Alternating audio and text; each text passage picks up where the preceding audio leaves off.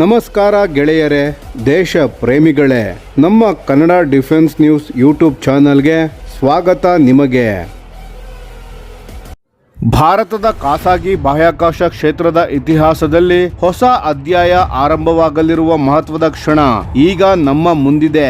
ಭಾರತದ ಮೊದಲ privately developed orbital class rocket ಆದ ವಿಕ್ರಮ್-1 ತನ್ನ ಚೊಚ್ಚಲ ಉಡಾವಣೆಗೆ ಸಂಪೂರ್ಣ ಸಿದ್ಧವಾಗಿದೆ. ಈ ಉಡಾವಣೆ ಜುಲೈ 18ರಂದು ಬೆಳಿಗ್ಗೆ 11:30 ಗಂಟೆಗೆ ಆಂಧ್ರ ಪ್ರದೇಶದ ಶ್ರೀಹರಿಕೋಟಾದಲ್ಲಿರುವ SDSC SHAR ನ ಮೊದಲ ಲಾಂಚ್ ಪ್ಯಾಡ್ ನಿಂದ ನಡೆಯಲಿದೆ.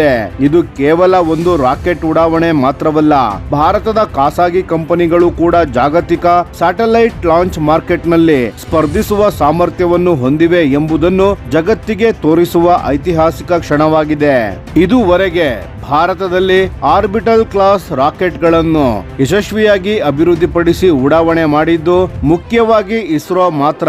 ಆದರೆ ಈಗ ಮೊದಲ ಬಾರಿಗೆ ಖಾಸಗಿ ಸಂಸ್ಥೆಯೊಂದು ಸಂಪೂರ್ಣವಾಗಿ ವಿನ್ಯಾಸಗೊಳಿಸಿ ಅಭಿವೃದ್ಧಿಪಡಿಸಿ ನಿರ್ಮಿಸಿರುವ ಆರ್ಬಿಟಲ್ ರಾಕೆಟ್ ಭಾರತೀಯ ನೆಲದಿಂದ ಬಾಹ್ಯಾಕಾಶದತ್ತ ಹಾರಲಿದ್ದು ಇದು ದೇಶದ ಬಾಹ್ಯಾಕಾಶ ಇತಿಹಾಸದಲ್ಲಿ ಹೊಸ ಮೈಲುಗಲ್ಲಾಗಲಿದೆ. ಈ ಮಹತ್ವಾಕಾಂಕ್ಷೆಯ ಯೋಜನೆಯ ಹಿಂದಿರುವ ಸಂಸ್ಥೆ ಸ್ಕೈರೂಟ್ ಏರೋಸ್ಪೇಸ್. 2022ರ ನವೆಂಬರ್ 18ರಂದು ಇದೇ ಸಂಸ್ಥೆ ವಿಕ್ರಮ್-S ಎಂಬ ಭಾರತದ ಮೊದಲ ಖಾಸಗಿ ಸಬ್ ಆರ್ಬಿಟಲ್ ರಾಕೆಟ್ ಅನ್ನು ಯಶಸ್ವಿಯಾಗಿ ಉಡಾವಣೆ ಮಾಡಿತ್ತು. ಆ ಯಶಸ್ಸಿನ ನಂತರ ಈಗ ಇನ್ನಷ್ಟು ದೊಡ್ಡ ಗುರಿಯೊಂದಿಗೆ ಮಿಷನ್ ಆಗಮನ್ ಮೂಲಕ ವಿಕ್ರಮ್-1 ಅನ್ನು ಪರೀಕ್ಷೆಗೆ ಕಳುಹಿಸಲಾಗುತ್ತಿದೆ. ಮಿಷನ್ ಆಗಮನ್ ಎಂಬ ಹೆಸರೇ ಒಂದು ಸಂದೇಶವನ್ನು ನೀಡುತ್ತದೆ. ಭಾರತದ ಖಾಸಗಿ ಬಾಹ್ಯಾಕಾಶ ಉದ್ಯಮವು ಜಾಗತಿಕ ಉಡಾವಣಾ ಸೇವೆಗಳ ಕ್ಷೇತ್ರಕ್ಕೆ ಅಧಿಕೃತವಾಗಿ ಕಾಲಿಡುತ್ತಿದೆ ಎಂಬುದನ್ನು ಇದು ಪ್ರತಿನಿಧಿಸುತ್ತದೆ. ಇನ್ನು ವಿಕ್ರಮ್-1 ಬಗ್ಗೆ ನೋಡಿದರೆ ಇದು ಸುಮಾರು 7 ಅಂತಸ್ತಿನ ಕಟ್ಟಡದಷ್ಟು ಎತ್ತರದ multi stage orbital launch vehicle ಆಗಿದೆ. ಇದರ ಸಂಪೂರ್ಣ ರಚನೆಯನ್ನು ಅತ್ಯಾಧುನಿಕ ಕಾರ್ಬನ್ ಕಾಂಪೋಸಿಟ್ ಸ್ಟ್ರಕ್ಚರ್ ಗಳನ್ನು ಬಳಸಿ ನಿರ್ಮಿಸಲಾಗಿದೆ. ಇದರಿಂದ ರಾಕೆಟ್ ನ ತೂಕ ಕಡಿಮೆಯಾಗಿದ್ದು ಕಾರ್ಯಕ್ಷಮತೆ ಹೆಚ್ಚಾಗಿದೆ. ಈ ರಾಕೆಟ್ ನ ಅತ್ಯಂತ ವಿಶೇಷ ಅಂಶವೆಂದರೆ ಇದರಲ್ಲಿರುವ ಹೆಚ್ಚಿನ ತಂತ್ರಜ್ಞಾನವನ್ನು ಸ್ಕೈರೂಟ್ ಏರೋಸ್ಪೇಸ್ ಸಂಸ್ಥೆಯೇ ಸ್ವದೇಶದಲ್ಲಿ ಅಭಿವೃದ್ಧಿಪಡಿಸಿದೆ. ಇದರಲ್ಲಿ 3D ಪ್ರಿಂಟೆಡ್ ಇಂಜಿನ್ಸ್, ಅತ್ಯಾಧುನಿಕ ಸಾಮರ್ಥ್ಯದ ಸಾಲಿಡ್ ಫ್ಯೂಯಲ್ ಬೂಸ್ಟರ್ಸ್ ಗಳು ಹಾಗೂ ಸಂಸ್ಥೆಯೇ ಅಭಿವೃದ್ಧಿಪಡಿಸಿರುವ ಹಲವು ಪ್ರೊಪಲ್ಷನ್ ಸಿಸ್ಟಮ್ಸ್ ಗಳನ್ನು ಬಳಸಲಾಗಿದೆ. ಇದು ಭಾರತದ ಖಾಸಗಿ ಉದ್ಯಮದ ತಾಂತ್ರಿಕ ಸಾಮರ್ಥ್ಯವನ್ನು ತೋರಿಸುವ ಮಹತ್ವದ ಉದಾಹರಣೆಯಾಗಿದೆ. ವಿಕ್ರಮ್-1 ಸುಮಾರು 350 ಕಿಲೋಗ್ರಾಂ ತೂಕದ ಸ್ಮಾಲ್ ಸ್ಯಾಟಲೈಟ್ಸ್ ಗಳನ್ನು ಲೋ ಅರ್ತ್ ಆರ್ಬಿಟ್ LEOಗೆ ಕೊಂಡೊಯ್ಯುವ ಸಾಮರ್ಥ್ಯ ಹೊಂದಿದೆ. ತನ್ನ ಮೊದಲ ಪರೀಕ್ಷಾ ಹಾರಾಟದಲ್ಲಿ ಈ ರಾಕೆಟ್ ಸುಮಾರು 450 ಕಿಲೋಮೀಟರ್ ಎತ್ತರದ ಕಕ್ಷೆಯನ್ನು 60 ಡಿಗ್ರಿ ಇನ್ಕ್ಲಿನೇಷನ್ ನಲ್ಲಿ ತಲುಪುವ ಗುರಿಯನ್ನು ಹೊಂದಿದೆ. ಈ ಮೊದಲ ಪರೀಕ್ಷಾ ಹಾರಾಟದಲ್ಲಿ ವಾಣಿಜ್ಯ ಉಪಗ್ರಹಗಳನ್ನು ಕಳುಹಿಸುವುದಿಲ್ಲ, ಬದಲಿಗೆ ವಿವಿಧ ಟೆಕ್ನಾಲಜಿ ಡೆಮಾನ್ಸ್ಟ್ರೇಷನ್ ಪೇಲೋಡ್ಸ್ ಗಳನ್ನು ಹೊತ್ತುಕೊಂಡು ಹೋಗಲಿದೆ. ಇದರಲ್ಲಿ ಗ್ರಹ ಸ್ಪೇಸ್, ಕಾಸ್ಮೋಸರ್ವ್, ಡಿ-ಕ್ಯೂಬ್ಡ್ ಮತ್ತು ಸ್ಕೈರೂಟ್ ಸಂಸ್ಥೆಯ ಸ್ಕೋಪ್ ಸೇರಿದಂತೆ ಹಲವು ತಂತ್ರಜ್ಞಾನ ಪರೀಕ್ಷಾ ಸಾಧನಗಳಿವೆ. ಜೊತೆಗೆ ಕಾಸ್ಮೋಸ್ ಡೈಮಂಡ್ ಸಂಸ್ಥೆಯ ಕಾಸ್ಮಿಕ್ ಬ್ಲೂಮ್ ಎಂಬ ಕಲಾಕೃತಿ ಮತ್ತು ಒಂದು ಮೈಕ್ರೋ ಆರ್ಟ್ ಪೀಸ್ ಕೂಡ ಬಾಹ್ಯಾಕಾಶಕ್ಕೆ ಪ್ರಯಾಣಿಸಲಿದೆ. ಈ ಹಾರಾಟದ ಮುಖ್ಯ ಉದ್ದೇಶ ಉಪಗ್ರಹಗಳನ್ನು ಕಕ್ಷೆಗೆ ಸೇರಿಸುವುದಕ್ಕಿಂತ ಹೆಚ್ಚಾಗಿ ರಾಕೆಟ್ ನ ಪ್ರತಿಯೊಂದು ವ್ಯವಸ್ಥೆಯು ನೈಜ ಹಾರಾಟದ ಪರಿಸ್ಥಿತಿಯಲ್ಲಿ ಹೇಗೆ ಕಾರ್ಯನಿರ್ವಹಿಸುತ್ತದೆ ಎಂಬ ಮಾಹಿತಿಯನ್ನು ಸಂಗ್ರಹಿಸುವುದಾಗಿದೆ. ಈ ಫ್ಲೈಟ್ ಡೇಟಾ ಮುಂದಿನ ಆವೃತ್ತಿಯ ವಿಕ್ರಮ್ ರಾಕೆಟ್ ಗಳನ್ನು ಇನ್ನಷ್ಟು ವಿಶ್ವಾಸಾರ್ಹ ಹಾಗೂ ಪರಿಣಾಮಕಾರಿಯಾಗಿ ಅಭಿವೃದ್ಧಿಪಡಿಸಲು ಅತ್ಯಂತ ಪ್ರಮುಖವಾಗಲಿದೆ.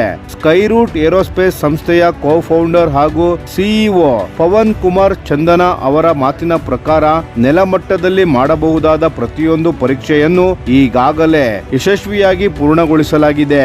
ಈಗ ನೈಜ ಹಾರಾಟದಲ್ಲಿ ರಾಕೆಟ್ ಹೇಗೆ ಕಾರ್ಯನಿರ್ವಹಿಸುತ್ತದೆ ಎಂಬುದನ್ನು ನೋಡಲು ಸಂಸ್ಥೆ ಕಾತುರದಿಂದ ಕಾಯುತ್ತಿದೆ. ಈ ಮೊದಲ ಪರೀಕ್ಷೆಯಿಂದ ದೊರೆಯುವ ಮಾಹಿತಿಯೇ ಮುಂದಿನ ಎಲ್ಲಾ ಉಡಾವಣೆಗಳಿಗೆ ಭದ್ರವಾದ ಅಡಿಪಾಯವಾಗಲಿದೆ ಎಂದು ಅವರು ತಿಳಿಸಿದ್ದಾರೆ. ಇನ್ನೊಂದೆಡೆ ಸಂಸ್ಥೆಯ ಕೋ-ಫೌಂಡರ್ ಹಾಗೂ COO ಸಿಇಒ ನಾಗ್ ಭಾರತ್ ಢಾಕಾ ಅವರು ಜುಲೈ 18ರಂದು ನಡೆಯಲಿರುವ ಈ ಉಡಾವಣೆ ಕೇವಲ ಒಂದು ರಾಕೆಟ್ ಪ್ರಯೋಗವಲ್ಲ ಎಂದು ಹೇಳಿದ್ದಾರೆ. ಸುಮಾರು 1000ಕ್ಕೂ ಹೆಚ್ಚು ಜನರ ಪರಿಶ್ರಮ, 400ಕ್ಕೂ ಹೆಚ್ಚು ಭಾರತೀಯ ಪೂರೈಕೆದಾರರ ಕೊಡುಗೆ ಹಾಗೂ ಸುಮಾರು 3000 ದಿನಗಳ ನಿರಂತರ ಶ್ರಮ ಈ ಯೋಜನೆಯ ಹಿಂದೆ ಇದೆ ಎಂದು ಅವರು ತಿಳಿಸಿದ್ದಾರೆ. ಇದೀಗ ವಿಕ್ರಮ್ 1ನ ಎಲ್ಲಾ ಹಂತಗಳ ಜೋಡಣೆ ಯಶಸ್ವಿಯಾಗಿ ಪೂರ್ಣಗೊಂಡಿದ್ದು, ರಾಕೆಟ್ ಈಗಾಗಲೇ ಲಾಂಚ್ ಪ್ಯಾಡ್ ನ ಮೇಲೆ ಸಜ್ಜುಗೊಂಡಿದೆ. ಅಂತಿಮ integrated checks, telemetry systems, ground stations, tracking radars ಮತ್ತು ಇತರ ಎಲ್ಲಾ ತಾಂತ್ರಿಕ ಪರೀಕ್ಷೆಗಳು ಯಶಸ್ವಿಯಾಗಿ ಪೂರ್ಣಗೊಂಡಿವೆ. ಉಡಾವಣೆಗೆ ಮುನ್ನ ಅಗತ್ಯವಾದ ಏರೋಸ್ಪೇಸ್ ಹಾಗೂ ಮ್ಯಾರಿಟೈಮ್ ಸೇಫ್ಟಿ ನೋಟಿಸ್ಗಳನ್ನು ಸಂಬಂಧಿಸಿದ ಅಧಿಕಾರಿಗಳು ಈಗಾಗಲೇ ಹೊರಡಿಸಿದ್ದಾರೆ. ರಾಕೆಟ್ ಸಾಗುವ ಮಾರ್ಗದ ಸುತ್ತಮುತ್ತಲಿನ ಪ್ರದೇಶಗಳನ್ನು ಸುರಕ್ಷಿತ ವಲಯಗಳಾಗಿ ಘೋಷಿಸಲಾಗಿದ್ದು, ಉಡಾವಣೆಗೆ ಅಗತ್ಯವಿರುವ ಎಲ್ಲಾ ಅನುಮತಿಗಳು ದೊರೆತಿವೆ. ಇಂದು ಜಾಗತಿಕ ಮಟ್ಟದಲ್ಲಿ ಸ್ಮಾಲ್ ಸ್ಯಾಟಲೈಟ್ಸ್ ಲಾಂಚ್ಗಳ ಬೇಡಿಕೆ ವೇಗವಾಗಿ ಹೆಚ್ಚುತ್ತಿದೆ. ಆದರೆ ಆ ಬೇಡಿಕೆಗೆ ತಕ್ಕಷ್ಟು ಉಡಾವಣಾ ಸೇವೆಗಳು ಲಭ್ಯವಿಲ್ಲ. ಇದೇ ಅವಕಾಶವನ್ನು ಬಳಸಿಕೊಂಡು ಭಾರತದಿಂದಲೇ ವಿಶ್ವದ ವಿವಿಧ ದೇಶಗಳಿಗೆ ವಿಶ್ವಾಸಾರ್ಹ ಮತ್ತು ಬೇಡಿಕೆಯ ಮೇರೆಗೆ ಉಡಾವಣಾ ಸೇವೆಗಳನ್ನು ಒದಗಿಸುವುದು ಸ್ಕೈರೂಟ್ ಏರೋಸ್ಪೇಸ್ ಸಂಸ್ಥೆಯ ಪ್ರಮುಖ ಗುರಿಯಾಗಿದೆ. ಈ ಪರೀಕ್ಷಾ ಹಾರಾಟವು ಯಶಸ್ವಿಯಾದರೆ ಭಾರತವು ಕೇವಲ ಸರ್ಕಾರಿ ಬಾಹ್ಯಾಕಾಶ ಕಾರ್ಯಕ್ರಮಗಳಲ್ಲಷ್ಟೇ ಅಲ್ಲ, ಖಾಸಗಿ ಬಾಹ್ಯಾಕಾಶ ಉಡಾವಣಾ ಕ್ಷೇತ್ರದಲ್ಲಿಯೂ ಜಾಗತಿಕ ಮಟ್ಟದಲ್ಲಿ ಪ್ರಮುಖ ಸ್ಥಾನ ಪಡೆಯುವತ್ತ ಮತ್ತೊಂದು ದೊಡ್ಡ ಹೆಜ್ಜೆ ಇಡಲಿದೆ. ಒಟ್ಟಾರೆ ಹೇಳುವುದಾದರೆ ಮಿಷನ್ ಆಗಮನ್ ಕೇವಲ ಸ್ಕೈರೂಟ್ ಏರೋಸ್ಪೇಸ್ ಸಂಸ್ಥೆಯ ಸಾಧನೆ ಮಾತ್ರವಲ್ಲ, ಇದು ಭಾರತದ ಹೊಸ ಬಾಹ್ಯಾಕಾಶ ಯುಗದ ಆರಂಭವನ್ನು ಸೂಚಿಸುವ ಐತಿಹಾಸಿಕ ಕ್ಷಣವಾಗಿದೆ. ಭಾರತೀಯ ಖಾಸಗಿ ಉದ್ಯಮವು ವಿಶ್ವದ ಅತ್ಯಾಧುನಿಕ ಸ್ಪೇಸ್ ಲಾಂಚ್ ಇಂಡಸ್ಟ್ರಿಯಲ್ಲಿ ತನ್ನ ಸಾಮರ್ಥ್ಯವನ್ನು ಸಾಬೀತುಪಡಿಸಲು ಸಜ್ಜಾಗಿದೆ. ಈ ಮಹತ್ವದ ಉಡಾವಣೆ ಯಶಸ್ವಿಯಾಗಲಿ ಎಂಬುದು ಪ್ರತಿಯೊಬ್ಬ ಭಾರತೀಯನ ಆಶಯ. ಜೈ ಹಿಂದ್.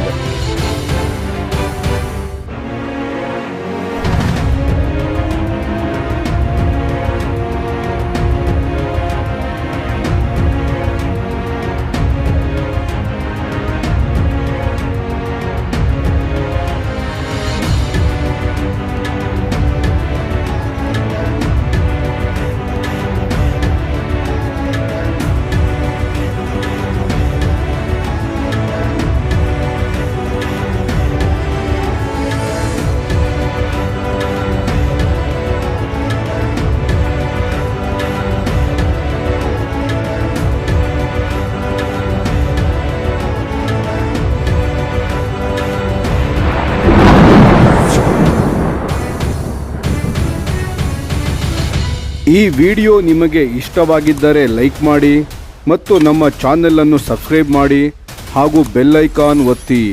ಯಾವ ಅಪ್ಡೇಟ್ಗೂ ಮಿಸ್ ಆಗಬೇಡಿ. ಡಿಫೆನ್ಸ್ ಸುದ್ದಿಗಳನ್ನು ತ್ವರಿತವಾಗಿ ಪಡೆಯಿರಿ. ನಿಮ್ಮ ಬೆಂಬಲವೇ ನಮ್ಮ ಶಕ್ತಿ.